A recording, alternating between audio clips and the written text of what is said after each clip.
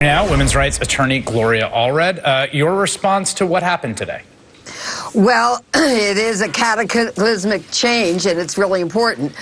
We have, in our 41 years of practicing law, our law firm has represented more sexual harassment victims against all kinds of predators in corporations, outside of corporations, in sports, in the entertainment world, in the business world than any other law firm in the country.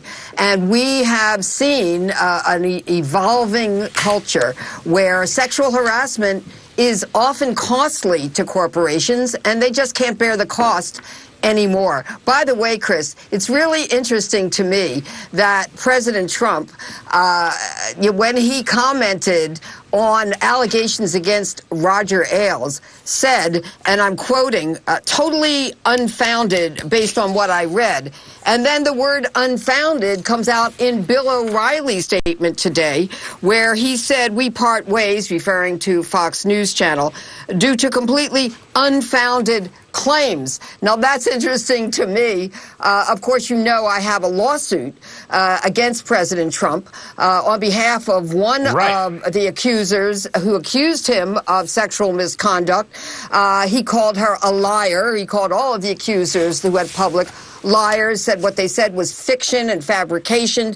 We filed a defamation lawsuit against him, and next month, on May 17th, I'll be in court in New York on that case against President Trump. You know, part of the reason I want to talk to you is because of that, because I think that the moment in the campaign around the Access Hollywood tapes was incredibly enraging, catalyzing, and traumatizing to millions of women, particularly in this country.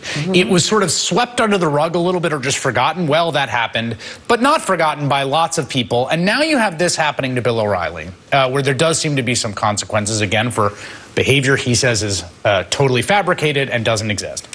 What does it mean for the President of the United States?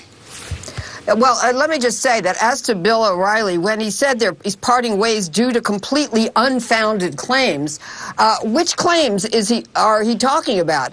I mean, by whom? And which ones are unfounded? Are they all unfounded or some unfounded?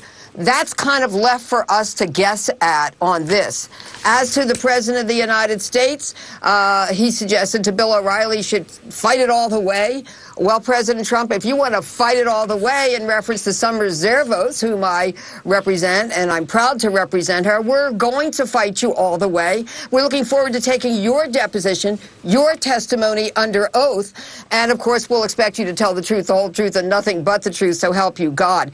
By the way, you know that President Trump is going to argue legal immunity. Yes. His attorneys have argued that, and so somehow, of course, the case involving President Clinton, Paula Jones versus Clinton, is going to come into play.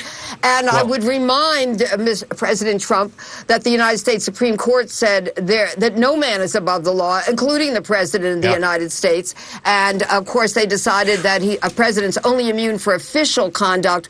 That would not be for personal conduct or personal misconduct. That precedent will loom very large in those arguments to come. Gloria Allred, thank you for being here. I appreciate it. Thank you. I'm joined now by Reverend Al Sharpton.